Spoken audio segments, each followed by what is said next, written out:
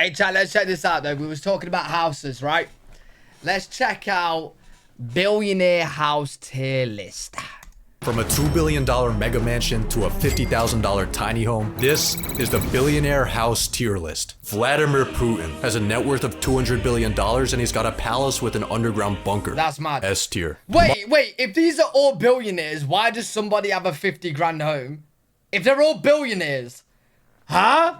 Yo, someone's saving money, mate. Mark Zuckerberg bought 1,000 football fields of land in Hawaii so he could build a massive compound with a self-sustainable underground bunker, over a dozen houses including 2 mansions and a web of disc-shaped tree houses connected by rope bridges. Why have they all got bunkers? In 1984, Steve Jobs bought a California mansion called the Jackling House. It was designed in 1925 by famous architect George Washington Smith for famous rich guy Daniel Jackling. Steve Jobs wanted to burn it down.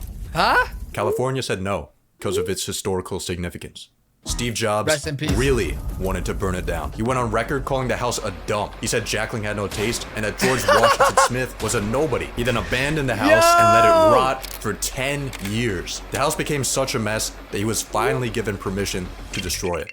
8 months later, he died, making the brutal destruction of this innocent house one of Steve Jobs' final victories. I don't get why he hated on this house so much. Wait, yeah, no, why did he actually hate that house so much though, bro? Like, he's rich enough just to get another one.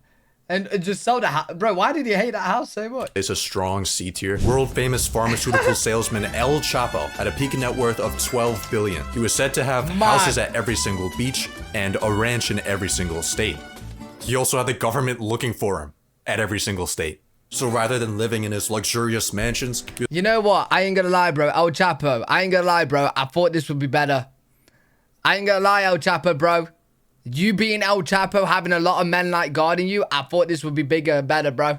I ain't gonna lie. Luxurious mansions, he was forced to stay in discreet safe houses to avoid the law. These unassuming homes had hidden escape routes, connecting Chapo to a network of underground tunnels that allowed him to escape capture and keep his drug empire running.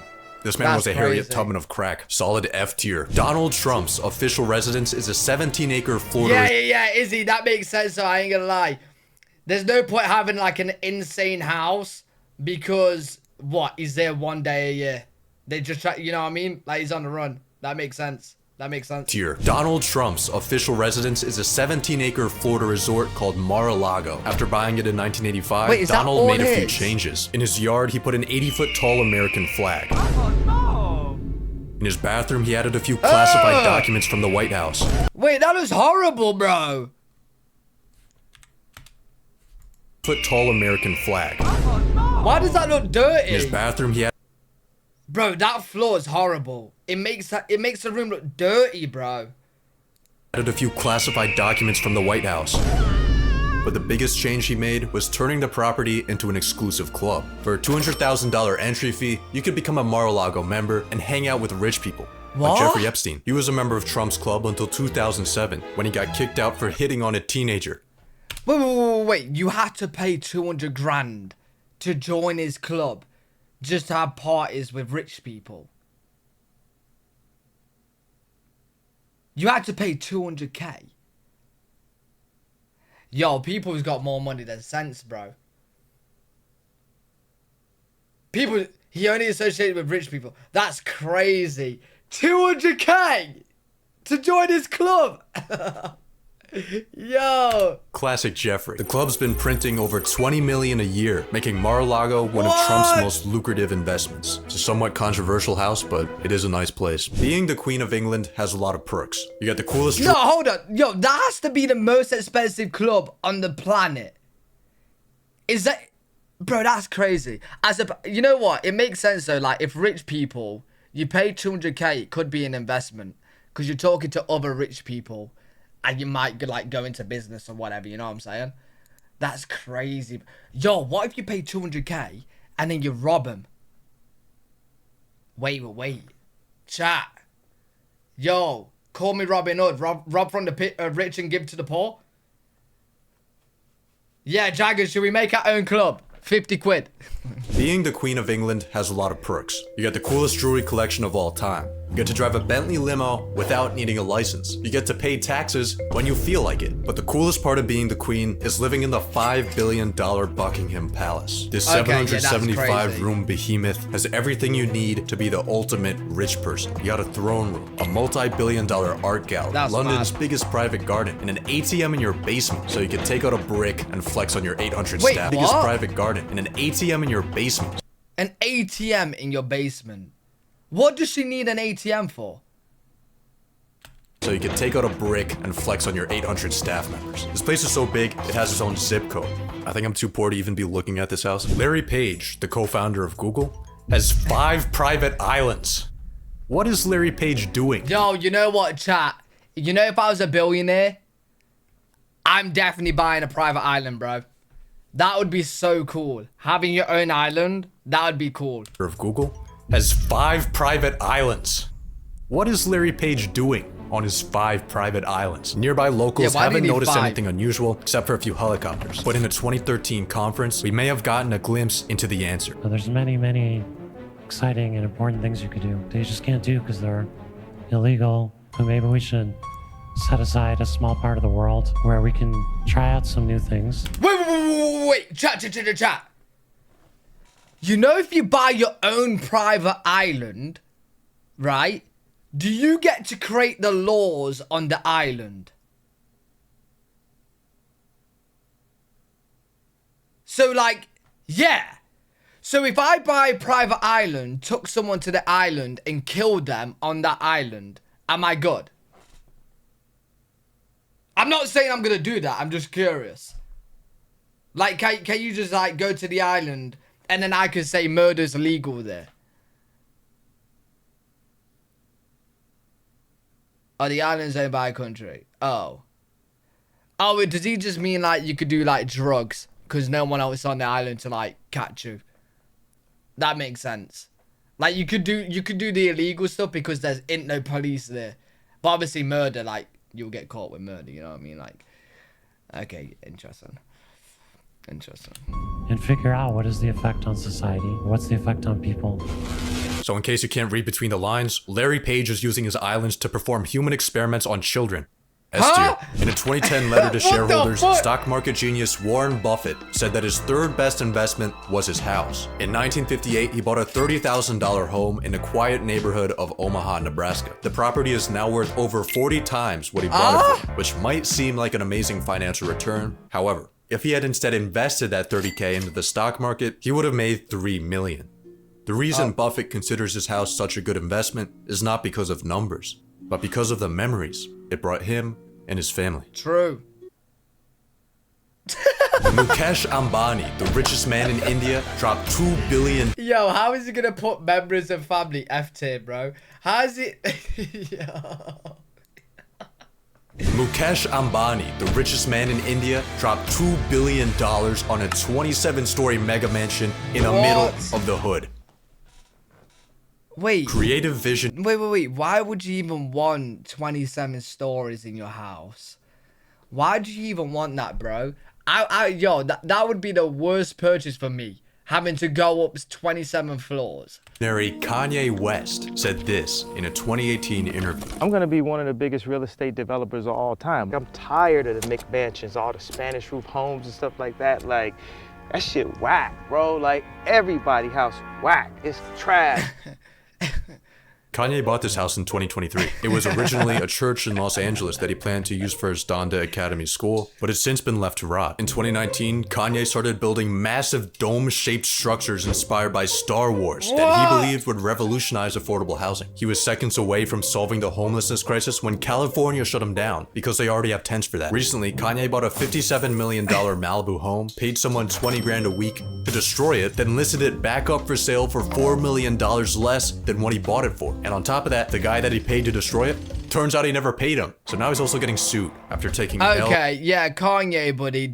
Yo, real estate's not you, bro. Kanye, bro. Real estate ain't you, bro. He never paid him. So now he's also getting sued after taking L after L after L. Kanye officially announced that he would be building a 100,000 acre city in the Middle East. City! Jack Ma, the founder of Alibaba, bought a $191 million mansion on the tallest hill on Hong Kong Island. It offers a beautiful view of the world's most unaffordable city. However, Mr. Ma might not be able to appreciate this view any longer because in late 2020 at an economic conference, he made the grave mistake of criticizing the Chinese government. Uh-oh. Wait, is this a troll? Wait, is he actually missing? Is he actually missing? There's no fucking way. There's no fucking way. He went missing for a while? They found him. What? Yo. So he was living in China, he criticized Chinese government and went missing? Bro. Criticizing the Chinese government. Oh, wow. It don't matter Jack Ma how rich isn't you are. dead, by the way. He ended up reappearing in China a few months later. Hopefully Supreme Leader Xi Jinping let him keep his cool house. Michael Jordan's mansion. Could be yours for $14,855,000. It's actually been on sale for over a decade. The main reason no one's buying it is because it's in Illinois. What, no one wants to live there? On top of that, a lot of the home's features are too unique to Jordan. Not many buyers would want front gates with someone else's jersey number, a theater with someone else's logo, and a basketball court with the names of someone else's kids. Marking your territory is effective for keeping people from eating your pizza and also keeping people from buying your house. Yo, I ain't gonna lie, this house is nice, bro. Yo, this house is nice. Now to the average broke person like myself, having a $15 million house that's not selling might seem like an absolute disaster. But for Michael Jordan, he's probably not that worried. Solid D tier. Jeff Bezos launched Amazon.com from the garage of a house he was renting for $890 a month. He's now the 25th largest landowner in the United States. Jeff has properties all across the coast. Launched Amazon.com from the garage of a house he was renting for $890 a month. He's now the 25th largest landowner in the United States. Mad. Jeff has Wait, who's this guy? Who's Shannon Kizzer? And why does he look like an astronaut?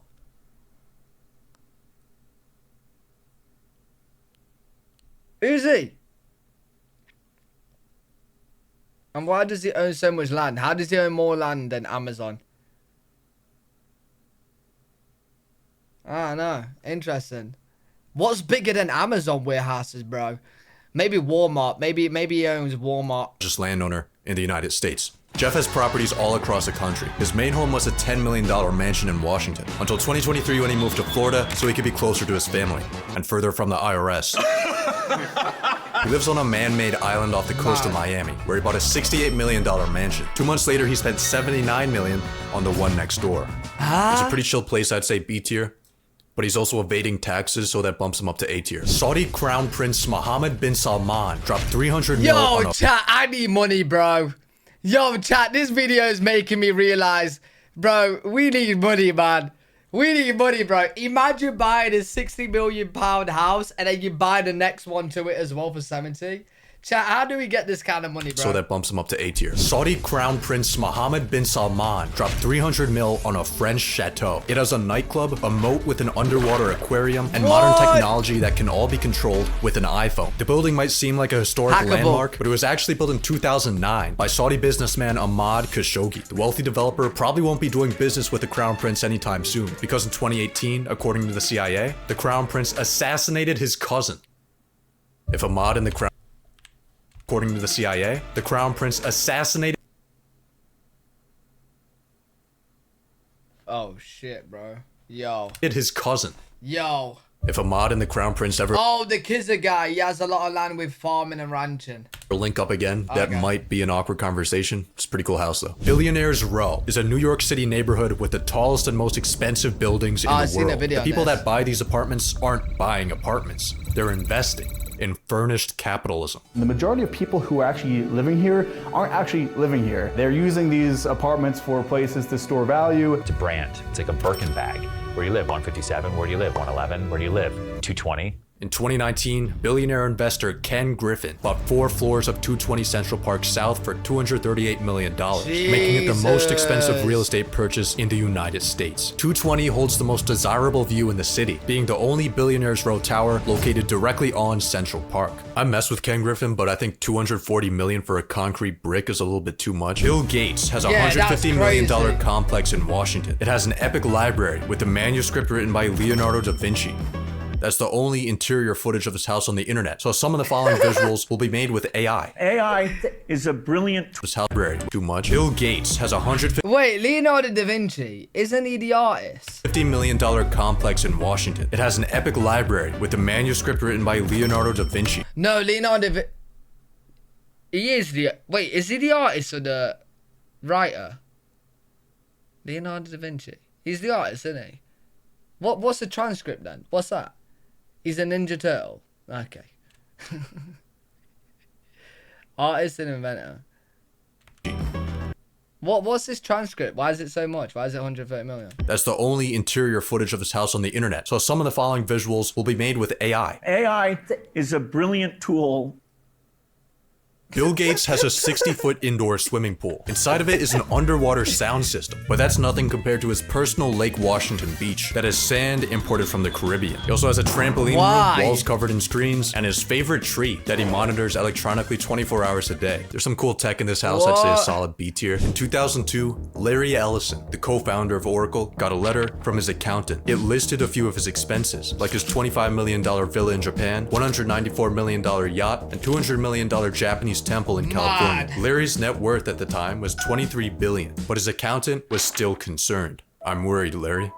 It's imperative that we start to budget and plan.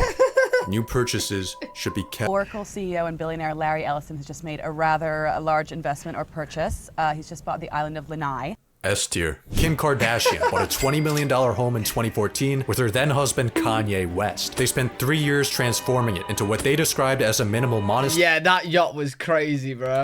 And what others described as an expensive psych ward. This house is a really cool art project. Wait. Why did they actually not have furniture? Then husband Kanye West. They spent 3 years transforming it. There's no way their house is like this, bro. There's no way their house is like this. To what they described as a minimal monastery and what others described as an expensive psych ward. This house is a really cool art project. Why would you have no furniture? In the middle of this strange time where you're selling your houses. What is it? They actually have nothing like that, like inside the house. Why would they have it so empty? No, that's horrible. That is. It's empty. That's weird. You say you don't want any material possessions, and I'm slightly sad about it, actually. Well, if you're sad about it, why are you doing it?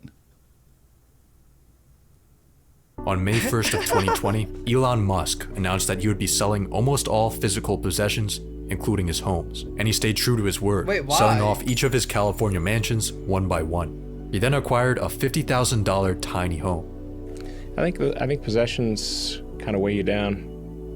Huh? They're kind of an attack vector. People say, hey, billionaire, you got all this stuff. Like, well, now I don't have stuff. Now what are you going to do? Elon's $50,000 tiny home is actually his guest house. His main home is a South Texas rental property. It's technically only worth 45 grand, but he also spent 200,000 building an 8-foot fence around it and covering it with security cameras. Wait, hold on. Elon Musk, bro. Elon Musk. You are one of the richest people on the planet. Why?